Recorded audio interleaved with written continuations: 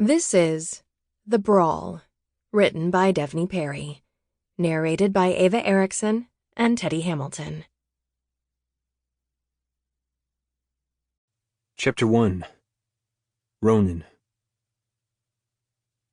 The man outside my office window glared at my car's license plate as he strolled down the sidewalk. Why do Montanans hate Californians? My brother had warned me about this when I'd told him I was moving to Montana. I'd waved it off, but maybe he had a point. Gertrude, my new assistant, shrugged. Hate is a strong word. Dislike, I corrected. In the past 7 hours, I'd learned that Gertrude was a tad on the literal side. Why do Montanans dislike Californians? Mostly because Californians move to Montana and try to make Montana like California, she said. I hummed. Well, fear not. I have no desire to change Calamity. This town was perfect, a relatively undiscovered jewel in southwest Montana, nestled in a mountain valley surrounded by indigo peaks. It was everything I'd hoped for as I ventured into this next chapter of my life. Roughly 2,000 people called Calamity home, a far cry from the hundreds of thousands in San Francisco. There would be no traffic jams, no crowded aisles at the grocery store. Police sirens wouldn't wail around the clock, and I doubted I'd turn on the local news to a report of gang violence. Did Calamity even have a local news channel? Probably not. I made a mental note to snag a subscription to the newspaper.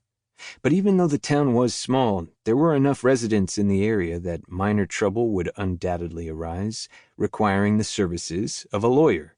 And, effective today, Thatcher law was open for business. There hadn't been a crush stampeding through the door when we'd opened at 9.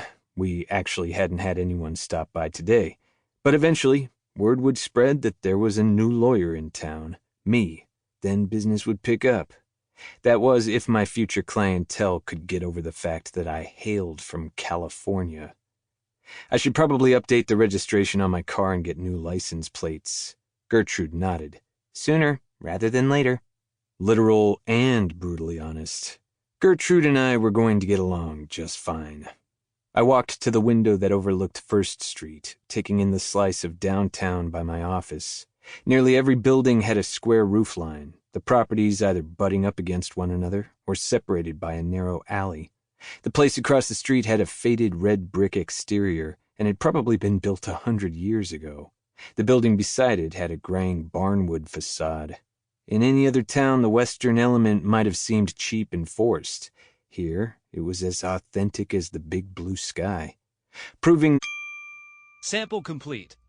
Ready to continue?